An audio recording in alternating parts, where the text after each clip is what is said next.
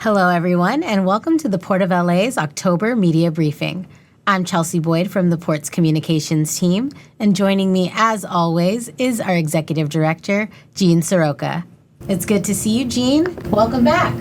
Good to see you too, Chelsea, and it's great to be back here with all of you as well, after a long stretch of business travel on the international front. I'm also happy to share the view behind me, a live look at our main channel from the Los Angeles Maritime Museum. We have a lot to cover this morning, from the latest cargo numbers to the evolving trade landscape and the recent policy shifts that are dominating the supply chain conversation. We'll get into the impacts of these changes, as well as what they could mean for the fourth quarter and beyond. Then, we'll continue the conversation with our special guest, Rich DiNucci, current Senior International Trade Advisor at Venable LLP. As a U.S. Customs and Border Protection veteran, Rich will help us delve deeper into the latest policy shifts, as well as the ongoing government shutdown. And finally, we'll make sure there's ample time for both of us to address your questions. Thank you, Jean. That is, in fact, a lot to cover. Let's jump straight into those cargo numbers. Where did we land at the end of Q3? Chelsea, in September, we moved 883,000 20-foot equivalent units, closing out what was the single best quarter ever at the Port of Los Angeles. We moved nearly 2.9 million container units, surpassing last year's third quarter, which held the previous record. Overall, we saw a dip of about 8% year on year, but it was a strong month to end a remarkable quarter. Now let's break down the numbers. Starting on the import side, the Port of Los Angeles handled just over 460,000 container units in September. That's off 8% from our best September ever just last year in 2024. Over on the export movement, we did 114,000 container units, nearly identical to last September's outbound total. The difference between this year and last was just 9 containers. As we've reported for the last few months, imports continued to outweigh American exports by a 4-to-1 ratio. This data reflects the real impact that ongoing trade negotiations are having on our ag sector. Turning next to empties, we moved 308,000 TEUs across our docks in September, about a 10% decrease from last year, yet another signal that imports will be softening. Now, 3 quarters into 2025, the Port of Los Angeles has handled 7.8 million TEUs, a slight elevation over last year. This also compares favorably to our 5-year trend. Amid all the uncertainty and the roller coaster of the last 6 months, what has remained constant? The dedication and efficiency of our incomparable waterfront workforce and logistics partners. Every record set and bar raised is a direct result of their amazing efforts. I'm incredibly proud of the work we do here to keep this economic engine running each and every day. Appreciate you taking us through that data, Jean. At the top, you mentioned the impacts of what's happening in Washington. Can you put some of that into perspective for us and talk a bit about what you're seeing ahead? Sure, Chelsea. It's been a whirlwind, to say the least, and I'm not sure there are calm winds ahead just yet. Let's start with the government shutdown, now in its 15th day. While we've seen ripple effects across many sectors, those categorized as essential workforce are on the job, and that includes U.S. Customs and Border Protection agents. The CBP offices are open, and our port remains fully operational. We'll talk more about this with our guest in just a few moments. Turning now to the latest development with China. This week alone, we saw wide-reaching new tariffs implemented, from unupholstered furniture to heavy-duty trucks, patented pharmaceuticals, and even kitchen fixtures. Last week also saw hard talk and eventually pulled back a little bit, which continued to add to the uncertainty and confusion in the supply chain arena. The agriculture sector is bearing the brunt of the trade conflict, and although there are discussions about a relief package, that may not be a long-term solution. Also introduced this week, new ship fees and equipment tariffs. On the ship side, it's a very complicated series of formulas that's meant to assess the highest fee possible. For context, here in Los Angeles, just a little more than 20% of the ships that called here in 2024 were built in China or run by companies based there. To current events, this week, we have only one ship that was built in China calling at the Port of Los Angeles. Over on the equipment side, 40 of our 83 shoreside cranes were manufactured in China. Now, that type of equipment will be hit with 100% tariffs effective this week. On the cargo handling side, between the ports of Los Angeles and Long Beach, there are more than 5,000 pieces of equipment on the ground working today. That will now face 150% new tariffs for any product that will be purchased after this date. These are not transactional buys in our industry, but because of these new taxes on imports, we will see folks that sit at the procurement desk having a very different look at purchasing in the future and probably having a difficult time because there are very few selection opportunities from a slim manufacturing base. So what does all this mean for Q4? Well, as noted, we're past peak season and expect to see cargo volumes soften over the last 3 months of the year. And of course, ongoing turbulent negotiations with our largest trading partner could intensify that decline, but it all remains to be seen.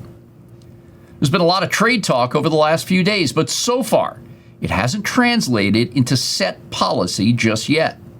For our part, we'll continue to maintain open lines of communication with our colleagues and partners across the global supply chain. And just as we always have, AmericasPort will remain adaptable and ready for whatever comes our way. Thank you, Gene. This seems like a perfect time to bring in our guest. Would you please introduce him? Happy to, Chelsea. As I mentioned, today we're joined by Rich DiNucci, Senior International Trade Advisor for Venable LLP. Prior to joining Venable, Rich spent 34 years at U.S. Customs and Border Protection in a variety of leadership roles. He was instrumental in developing some of CBP's most important policies and programs. Most recently, Rich served as Director of Field Operations in San Francisco, leading more than 1,700 employees across 6 states and 2 U.S. territories. Rich also served as the area port director, overseeing immigration and cargo operations at both air and seaports in San Francisco, New York, and Newark. He's a recognized expert in trade and customs, and for us here in Los Angeles, Rich was key to launching the first run of our Port Optimizer back in 2016. I'm grateful you could join us today from San Diego, California. Rich, thanks for being here. Gene, I appreciate the opportunity. Great to see you again, and looking forward to the conversation. Super. Before we get into what's happening today on the trade front, tell us a little bit about your work at Venable and how you're leveraging all that CBP experience over there. Well, a lot of what I do, it's interesting now because it moves in various directions. I do a lot of the trade work, folks who have issues, whether it's a compliance issue, whether it's simply a logistics issue, folks looking for advice on how to navigate what's actually taking place nowadays with the tariffs, with a sort of changed enforcement posture by customs. I also do a lot of immigration work. So that was sort of unexpected, but that's come into play a great deal lately. Obviously, the changes in the stance of this administration and its policies has impacted the immigration realm a great deal. That includes everything from students coming in to those individuals that man the vessels that move all those containers in and out of your port. I do a lot of that as well. So it's almost like being a port director to an extent with all the various things that I do, but it's all been good. It's challenging from the outside looking in. It's also quite interesting looking outside looking in, and now I can appreciate a great deal more what you guys in the trade faced as you dealt with the agency. But it's all been fantastic, and the transition's been great. The people at Venable have been fantastic to work with, so it's been a great transition for me. Well, we're all fortunate to still have you so close to the work that's happening on the ground. So let's talk a little bit about the government shutdown. There's some confusion naturally around what happens or what doesn't during a time like this, particularly when it comes to Customs and Border Protection. So from your vantage point, what's going on right now? Well, and I'll say my personal experience in 34 years, I think maybe 10 or 12 shutdowns of various lengths that I go through, and as a GS7, and then as a port director, and then as a director of field operations. So at all levels, headquarters and in the field. But what I will say to start that answer to that question is, I still have a great deal of respect for the women and men who work in CBP. That includes Border Patrol, the Office of Field Operations, Air and Marine, the folks in the Office of Information Technology, Finance, all the support positions. They stay focused no matter what. Okay, now some of those folks have been negatively impacted by this. I'm sure that some have been deemed as non-exempt, some are exempt. So there are folks that are working, some folks have been probably sent home for a while. But in terms of the impact, what you see, and you articulated it earlier in your statement, the ports are still operating, and they will continue to operate. Seaports, airports, land borders, they continue to operate. That will not change, and that includes not just field operations, obviously Border Patrol, Air, Marine, all those offices. They have changed, I believe. The agency has looked and changed a little bit. So some of the tech support people are still on the job. That's a bit of a change from past shutdowns, as I understand it. But you really shouldn't see too much of a change at ports of entry. This is what the agency does. We worked under all sorts of conditions, and I will apologize in advance for using the royal we, but 34 years, I think I can safely say I earned that for now. But we work through these things, and that's just one of the many adverse conditions that these folks face. Okay, so that work continues. I've no doubt that they continue to stay focused. Containers still move, seizures of contraband are still made, passengers are still moving, landing rights granted at airports, cargo moving in express consignment facilities. Nothing really changes. Now, that said, I would be naive and it would be rather, I guess, inconclusive or some such to say that there is not an impact. There will be an impact because, these people are not being paid. And a lot of folks in the government sector go paycheck to paycheck. So they've got to stay focused at the same time they're facing these challenges. But I think what you see every day is that they are on the job and they're staying focused. And, there are other agencies besides CBP, Food and Drug Administration, Consumer Product Safety Commission that have a nexus. U.S. Department of Agriculture, the APHIS folks, they all have nexus here. And they're under the same sort of situation. Some of them have been non-exempt and they may not be on the job. Others are. You may see some impact there, slowdowns in terms of response times and things like that from some of those agencies. And then even within Customs, if you go to the headquarters level, it's a little difficult right now to get through to folks because they're dealing only with those circumstances that require immediate attention. So the impact, I would suggest, will be minimal because this agency is a professional agency, works under all sorts of conditions. And frankly, we were trained to this.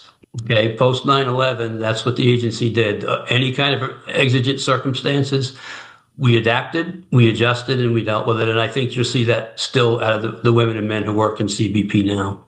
And again, I'll just state that I'm very proud to have been associated with that organization for 34 years. And I'm still proud of the work that they do, especially under circumstances like they face now. Good overview, Rich. And that also raises another important point. You were part of a team that worked on the Customs Trade Partnership Against Terrorism after the tragic events of 9/11. When I was with APL based in Shanghai, we were one of the charter members of CTPAT. So our work goes back more than 25 years together, trying to make it a safer, more secure supply chain, and that continues in the DNA of the agency and the work on the ground here in LA today. We've been so proud of our association with Port Director Africa Bell and her team here at the largest customs district in the United States, whose selfless activities continue to just keep commerce moving, those cruise ships going, and all the work that we need to liaison seamless every day. Thanks for those comments, Rich. You're welcome. And I would add, if I could, and I apologize, that one point you raised, with CTPAT, that agency mission, that focus is always there. Yeah. That, you used the term properly, the DNA, that was built in.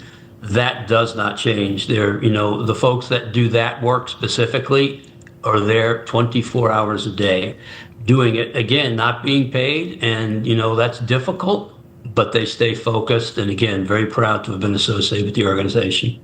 And we are here too as well. Shifting gears just a little bit, all year long, global trade has been in the news, the headlines, it's the talk in our industry and adjacencies.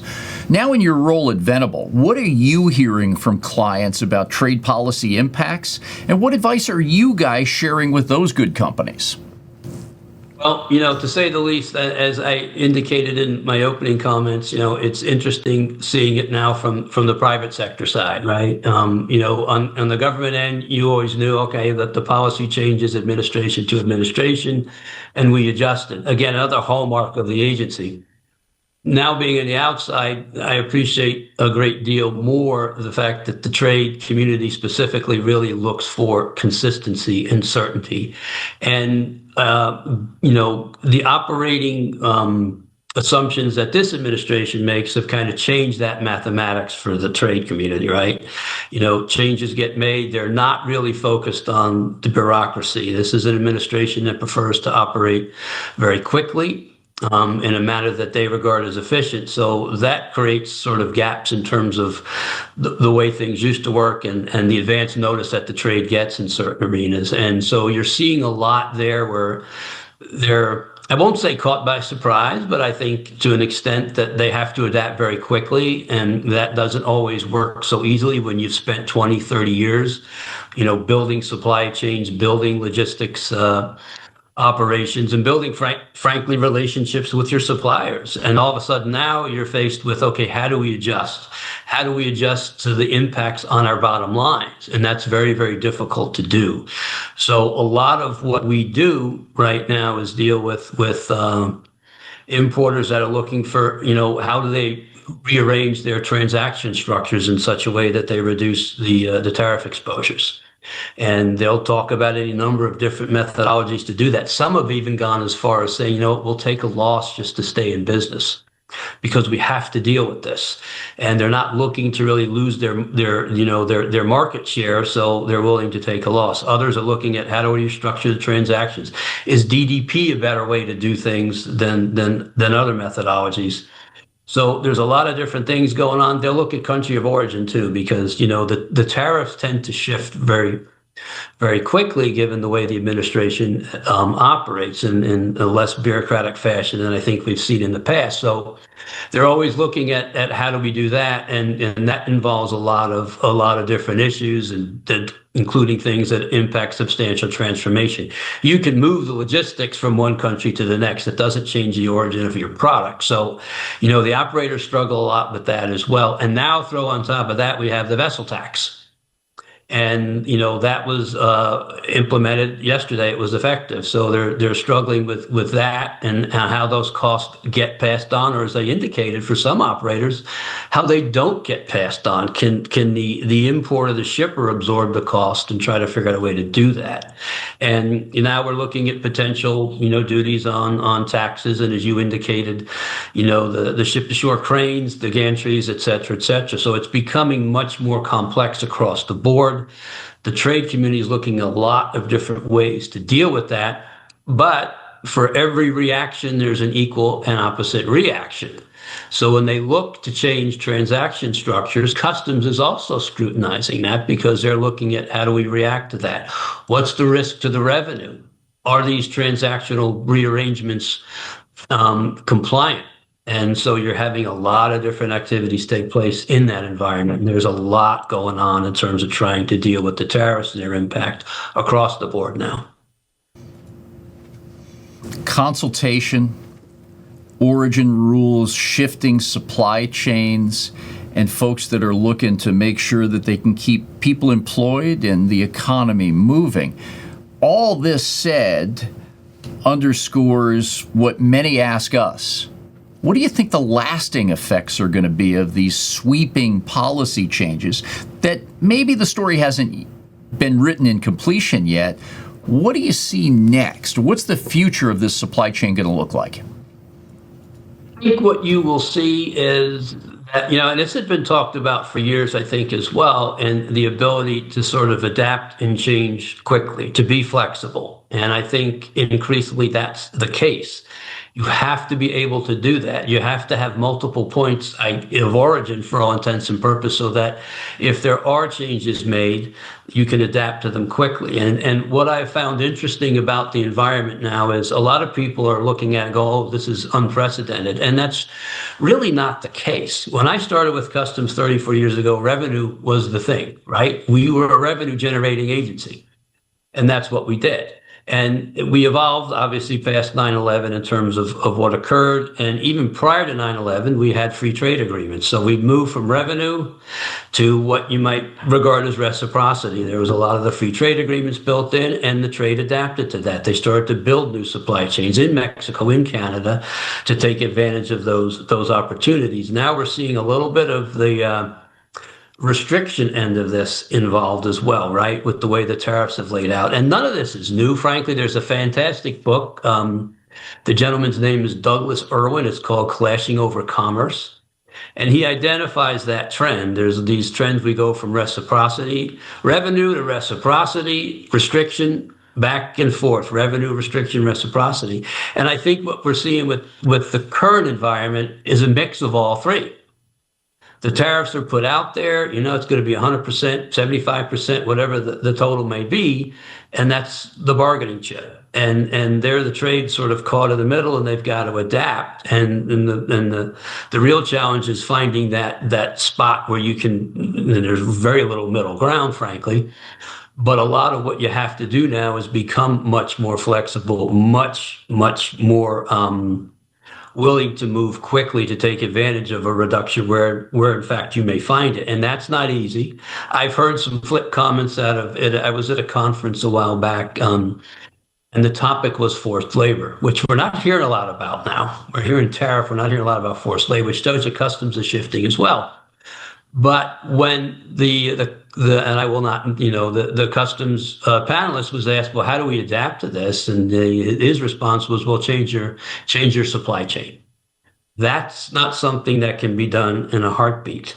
And I was sitting there listening to that, and to an extent I was taken aback by the comment, because these supply chains have been built 20, 25 years in time. So how do you do that? But now where we are, I'm thinking there really isn't a lot of choice if you really want to survive. You have to improvise, you have to adapt, and you have to overcome. A couple of elements to that would be, I think you really have to engage carefully. You have to find the kind of folks who can give you the right advice. A licensed customs broker, for starters, because as I indicated, when you're looking at the sorts of tariff situations or restructuring transactions, you have to do it right, because the customs scrutiny in this regard is increasing daily. We've got a lot of clients that are looking at audits, because customs is now looking deeply in terms of how revenue is being protected. So they're looking there. You've got to really take a good hard look at that. There are entities out there that offer the legal advice, and there's no pitch for the firm. You just need to find, as an operator, that kind of advice to make sure that the adjustments you're making are going to be compliant. Because what you're seeing now, I think, with customs is they are coming out on the revenue issues. They are looking to enforce.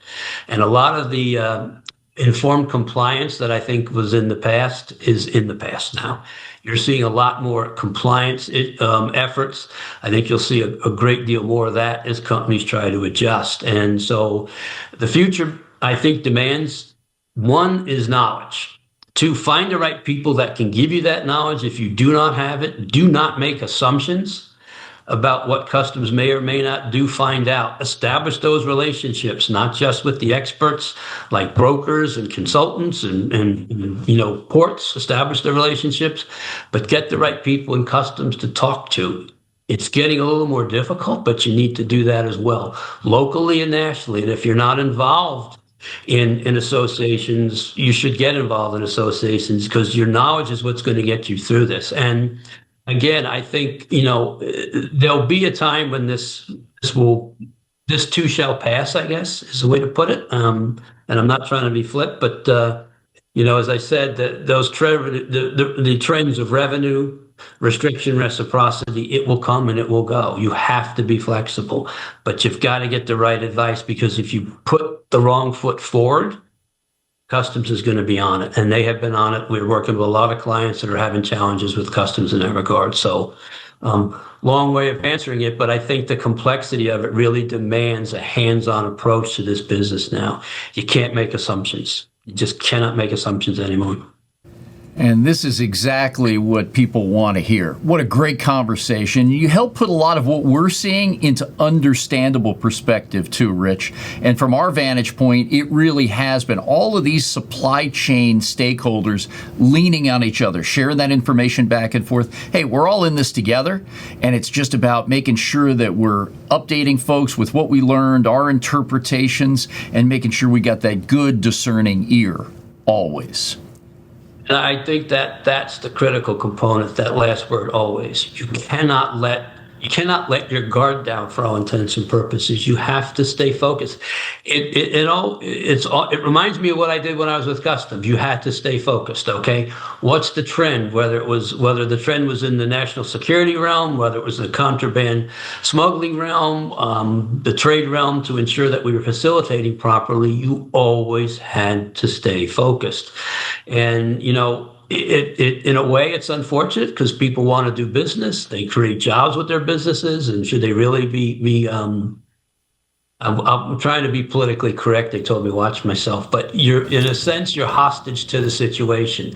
So you always have to stay focused. And, and again, I'll go back to the first comment about customs. These guys are focused. They know their job. And when they see the changes, they're looking. So you have to make sure when you adjust, you've done it in a compliant fashion. And that means you better establish the relationships, get the expertise. So well put. And that's been the singular voice of the communities that we work around here at the port. Tell us the rules. We'll adjust and adapt. Got to go forward. With that, Chelsea, back over to you. I know we've got some questions lined up from the media. Thanks, Rich. Thanks, Gene. We'll begin with some of the questions that were submitted in advance. If you are using the Q&A box today, this is just a friendly reminder to include your name and your affiliation, the outlet that you represent. We'll start with a question here. This is for Rich. Rich, this question is from Stas Margaronis at American Journal of Transportation. Stas says, last year, the DEA warned that China-based fentanyl components are flooding Mexican ports for manufacture and shipment to the U.S. Now, in 2025, tariff avoidance and new USTR fees on Chinese vessels are accelerating ocean carrier container moves through Mexican ports that are ultimately trucked into the United States. From your experience, do you think U.S. Customs has sufficient assets in Texas, Arizona, New Mexico, and California to defend against such a surge in potentially illegal truck and rail imports? Well, first of all, Stas, good to hear from you again. Yes, I think the short answer there is yes. I see, I'm subscribed to some of the customs newsletters. You still see the seizure data. Those seizures still continue. All the assets that customs has been deploying for the last 25 to 30 years in the non-intrusive inspection arena, truck x-rays, personal vehicle x-ray equipment has all been exponentially increased in terms of its efficiency and its accuracy. That's all deployed. The officer expertise is there. That targeting is done on a regular basis. In terms of the personnel, again, they're out there focused on this. I see it down here in San Diego. I live not too far from the Otay Mesa port of entry, and I have a lot of good relationships down there. And it's a daily work that seizures are occurring in that AOR. Texas is as well, but the assets are there. In my old office, cargo conveyance security, we had deployed a lot of the newer equipment, and that has been improved over time as well. And disposition of the equipment changes. You always have to keep the smuggler off guard because the smuggler's keeping you off guard. They improvise and they adapt.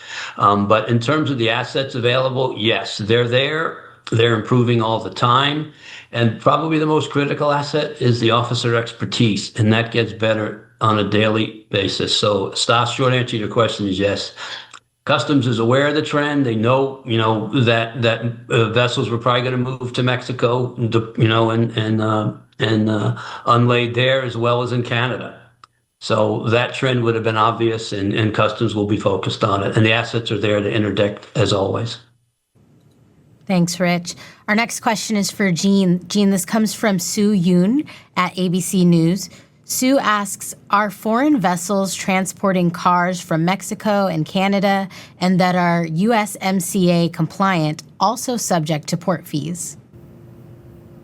Good to hear from you again, Sue. They will. But here in the Southern California market, which I believe is the largest car dealership expanse in the nation, most of the new build vehicles coming from Mexico and Canada go by rail to truck and car carrier in over the road.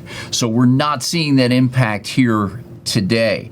Roll-on, roll-off fees and car carrier fees on ships coming from Asia are set to be assessed in December. And while we do see some of that business, whether it's Mazda, Nissan, Toyota over in Long Beach, we'll see how the next days and weeks roll out on that particular program. But as of right now, mostly over the road, rail and car carrier coming in here to the big market. Thanks, Sue.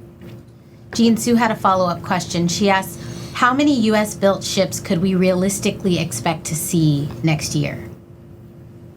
Good question, Sue.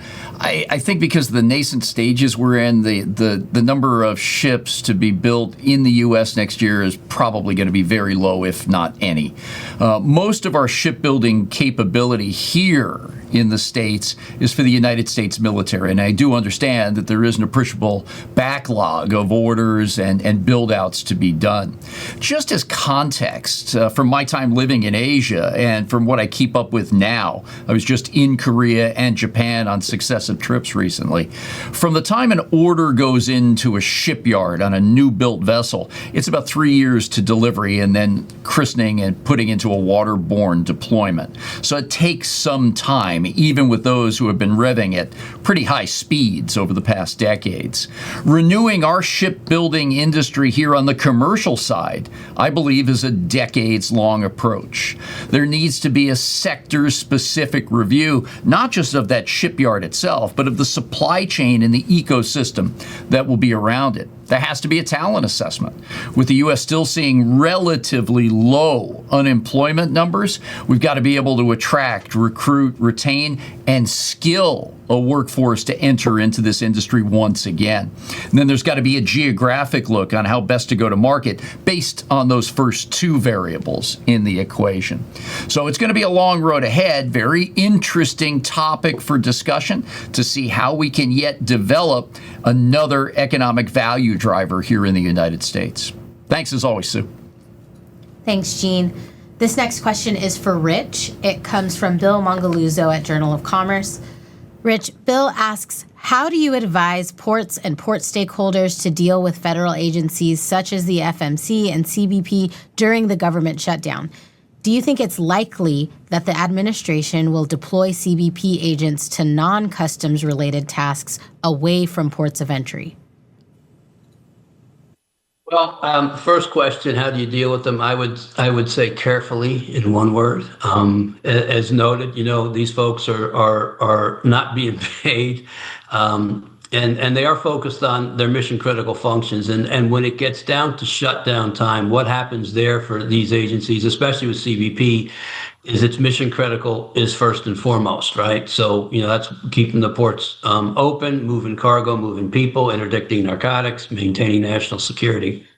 So if you have questions, if you've got issues that you want to address with an agency, whether it's CBP, FMC, or others, my suggestion would be make sure it's something that's critical at that point in time, okay? Not just sort of a general policy question, but you want to reach out to them with critical questions, operational questions. I mean, CBP's made it pretty clear that if it's a cargo release type question and you're struggling with finding your cargo, things like that, those questions go to the port, they'll get an answer. So I would just suggest that when you do reach out, make sure there's a critical reason for doing it. You'll get a response in that regard, right? But they're focused on mission critical right now, and routine sort of questions, they're just not going to have the time because they're trying to manage a lot of what they have to manage now with personnel, and with the shutdown being what it is. There's a lot of bureaucratic exercises that go on during a shutdown, so they'll focus on what's most critical from an operational perspective. So when you talk to them and have questions, I suggest you make sure it's operationally critical that you get an answer from them and make that point to them clearly. And this goes back again to something that we mentioned earlier. It's having those relationships, and that's a large part of how you navigate shutdowns and uncertain times with tariffs in the trade environment, is that relationship and ability to pick the phone up and make a call. But I strongly suggest that if you have to contact them, make sure it's a critical type of a question. Now, in terms of deploying assets away, I think one thing I have to do is sort of give you the context, and I'll do that from the CBP perspective because obviously that's my background. There are 3 operational offices in U.S. Customs and Border Protection. There's the Office of Field Operations, there's the Office of Border Patrol, and there's Air and Marine. So I think, Bill, part of your question is the sort of interior immigration enforcement that's currently being done. And again, administration policy, and they've been consistent with that.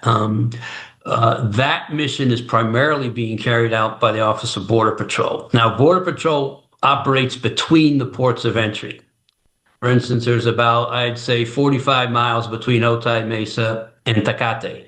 That area, just actually outside my house here, is Border Patrol. They work that area. They work the wall. They work the fence down there to interdict undocumented aliens, but also narcotic shipments. At the port of entry in Otay and Tecate, that's the Office of Field Operations. So when you're seeing some of the stuff you're seeing in the major cities, that's the Border Patrol, and those assets are their tactical teams called BORTAC. So that's only a small group that's been trained to deal in these environments, okay?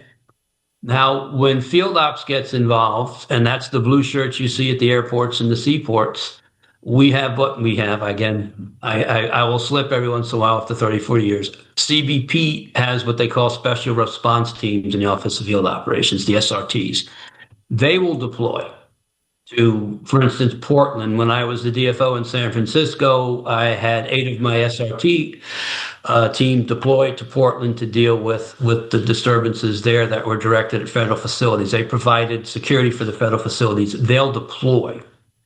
Those teams are trained to do that. They're not down at the port of entry clearing cargo or moving passengers. So cargo and passenger operations are not negatively impacted by these moves. And when we had the border surges back, 2020, 2021, teams would be deployed there. My group in San Francisco, we actually took 51 officers from the field office and redeployed them down here to San Ysidro to help out. But that is a different type situation. The border right now, the number of illegal crossings now is negligible. So bodies are not being redeployed. Officers are not being deployed to help with that. They're being deployed to help with the normal processing of cargo and passengers. But when you see the deployments into the cities, those are specialized teams that handle that. Those are not the regular personnel that are clearing cargo and people. Thanks, Rich. Jean, this next question is for you. This comes from Laura Curtis from Bloomberg. Laura asks, is there any update on the federal funding that had been awarded to the port last year? Do you still expect to receive it?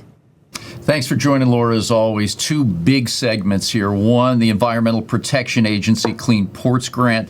That's still moving forward. We've done a lot of work here at home on subrecipient agreements with our terminal operating partners, and it was a big grant, $412 million from the EPA. Matching funds, our own direct investment, as well as those from the terminals, pushes us well over the $620 million mark. Very, very important to hit milestone goals in 2030 of port operating equipment being in the zero emission variety. The second is on the hydrogen hub. And it was a couple years ago that the federal government announced 7 hydrogen hubs across the country.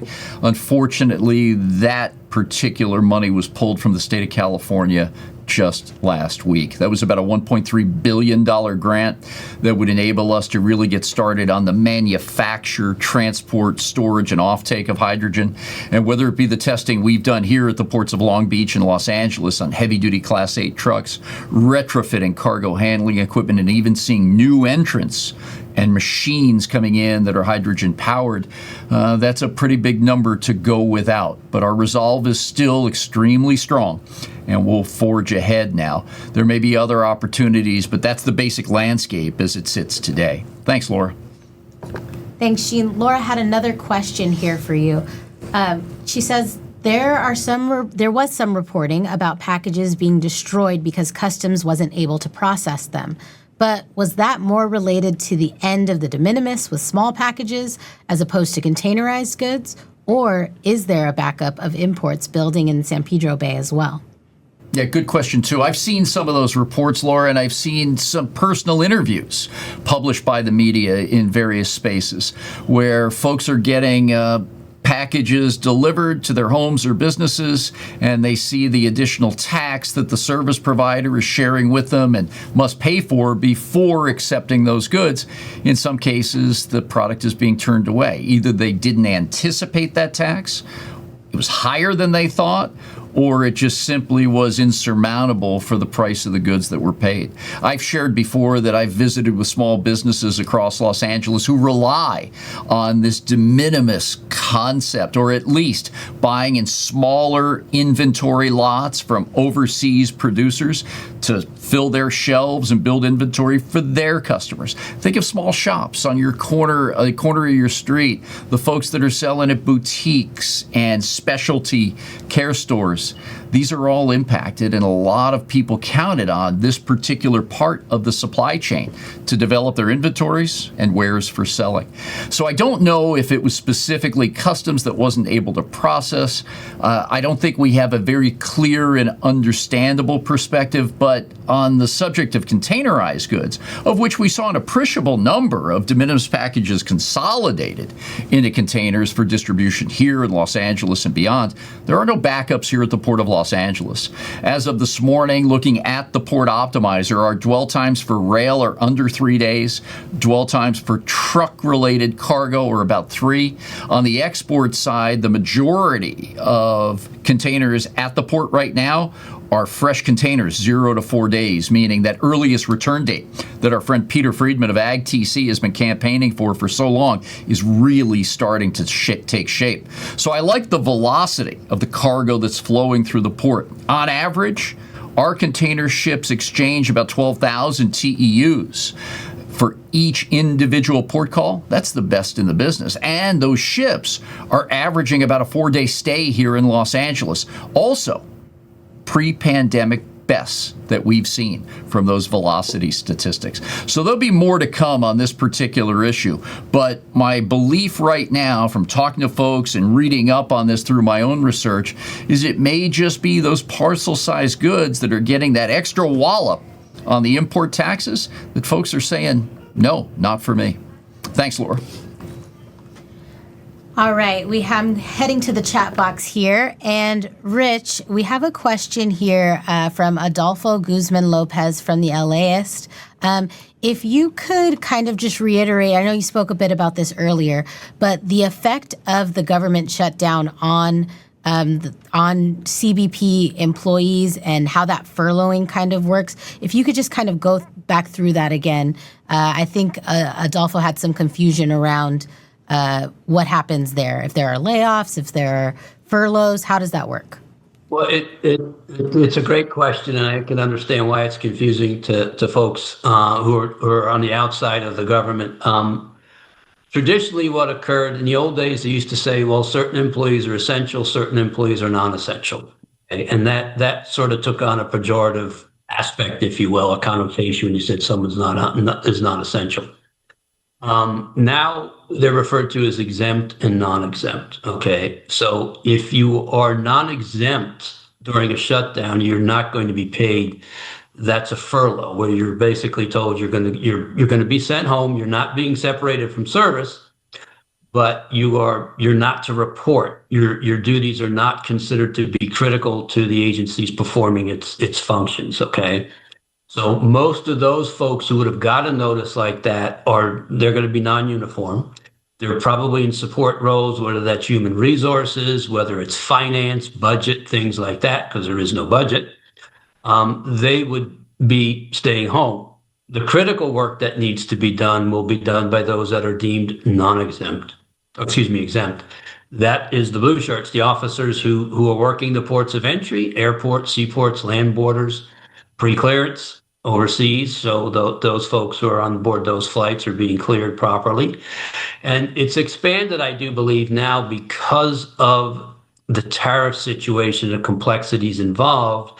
There are now non-uniform personnel in the Office of Trade who will likewise be exempt from the furlough, so that their expertise is there if questions arise associated with tariffs and their application, et cetera, forced labor, things like that. So that's the difference. Now, other government agencies may be deemed non-exempt and they could be sent home. My last go round with the furlough at a headquarters level, I think what we found was a lot of the other agencies that have a border nexus, EPA in particular, most of those employees were furloughed. The only individuals who are still working were at the senior management level.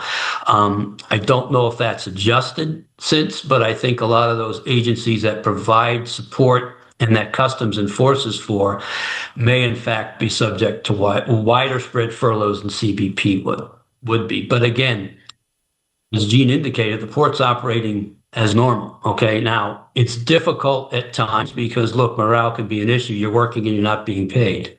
But I can also tell you that CBP is one of the most professional, I will say it, the largest law enforcement organization in the federal government and the most professional in my mind.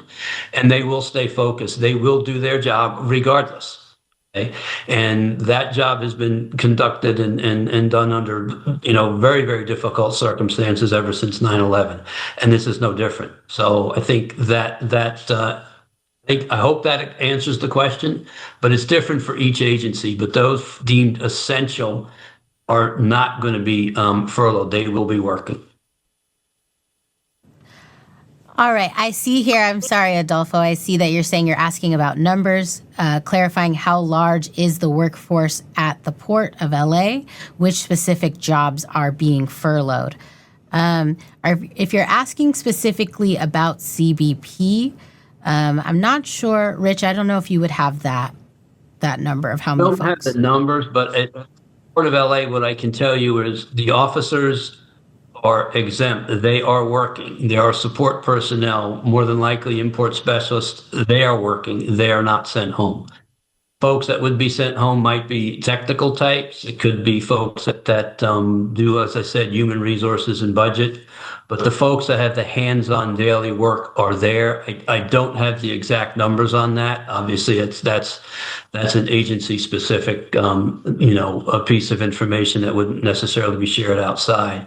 But officers are exempt. I'm going to assume at this point, given the nature of the work, that import specialists are on the job as well.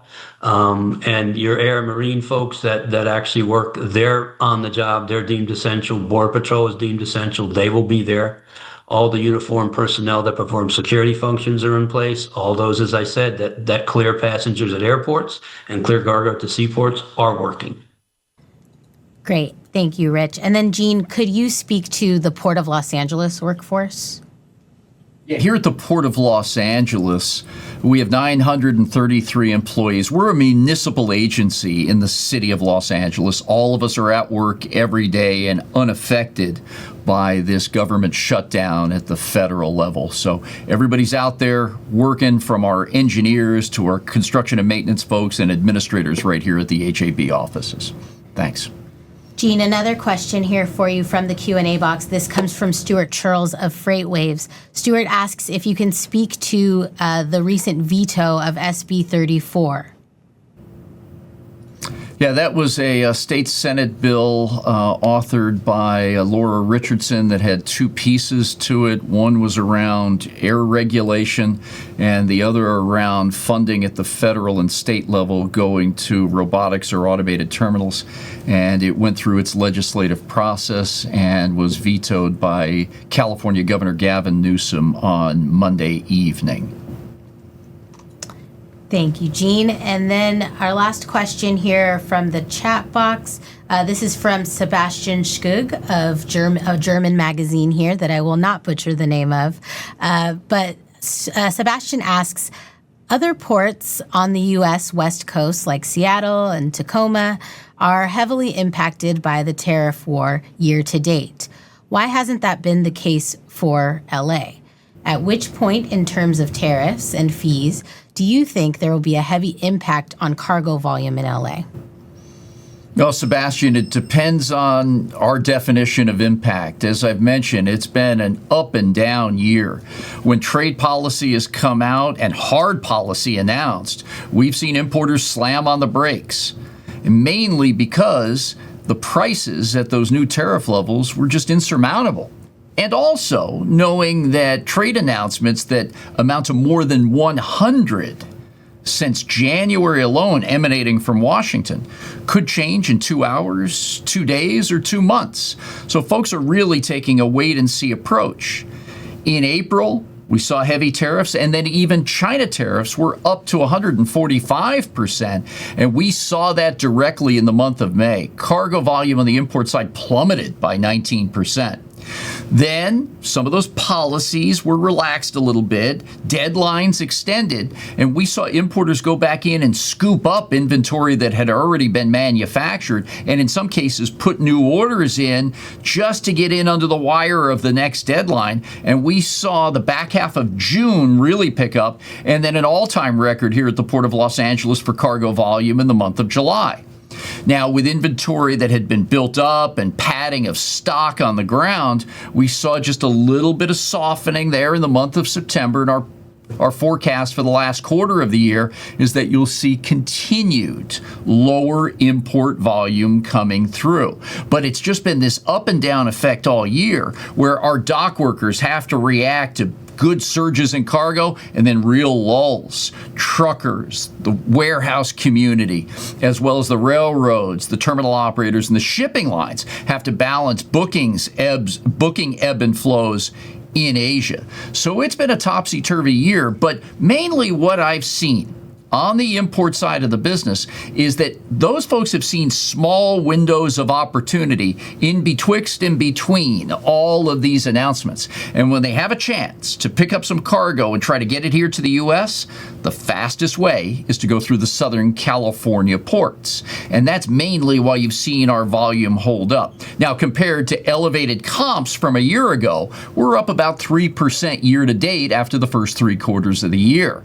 But it's been that topsy-turvy, month-to-month, hand-to-mouth type look at forecasting that's really kept people on edge. But again, I see the softening coming through. The export market is really down, as evidenced by soybeans, which is America's largest export, and contracts being wrapped up and now in motion from places like Brazil and Argentina, almonds now coming out of Australia and Oceania. So our American farmer has had a very different look at these past 9 months than other segments as well. There's a lot to be done here. Thanks, Sebastian. Jean, I want to grab this last question here. We've had it from a couple of folks, Daily Breeze, Journal of Commerce, asking about an update. What is the latest on the Vincent Thomas Bridge? No, thanks for that question as well.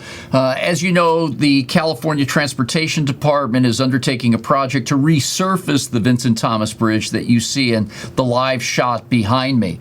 It's a 63-year-old bridge that needs to be in a state of good repair and safety first for the more than 54,000 vehicles that cross it every single day. There are timelines associated with this project for Caltrans, and there is both federal and state money that's been appropriated that must be used at certain milestone points as well. But we've been in very good discussions with both Secretary Omashak and his staff, as well as the Caltrans authorities as well. We'd like to lift this bridge. The ships are getting bigger, and it's the newer, larger vessels that have the opportunity to be the cleanest variety yet. Some of you may remember the Maersk Galetta that came in last August to the Port of Los Angeles. It was effectively the first zero-emission ship to traverse the Trans-Pacific, a 16,000 TEU workhorse vessel that came here using e-methanol. Those dual gas tanks or dual fuel tanks that are now being built into the newer vessels have the capability of running on traditional bunker fuel and starting to test these renewable and synthetic fuels that we are moving towards here in LA. We want to build fueling stations. We want the capability for these ships to come here. The facilities on the north side of this Vincent Thomas Bridge, whose air draft is 185 feet, make up about 40% of our port's capacity, or they equate to the size of the Port of Savannah. It's imperative that we make sure that those marine terminals stay in the game.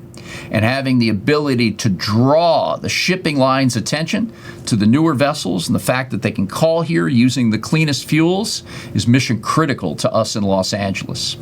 Now, the timing may not match up perfectly to some, but we're going to continue in our discussions with the authorities in Sacramento to see if there's a way we can weave these two solutions together. A safe Vincent Thomas Bridge for everybody who travels it, and a heightened one to make sure that we can preserve jobs for generations to come. Thanks for the question. Thank you, Gene, and thank you, Rich. That is it for questions and answers today. Gene, the floor is yours to wrap things up.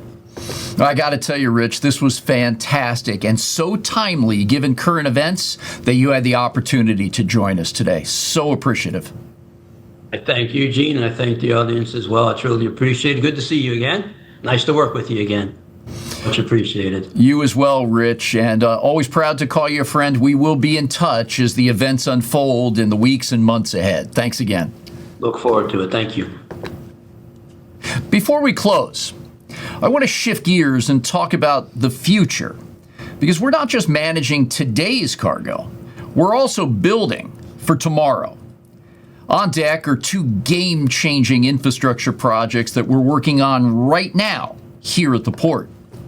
Both are critical as we're planning for growing cargo needs to meet global demand, advancing our sustainability goals, and driving economic growth throughout Southern California and the nation.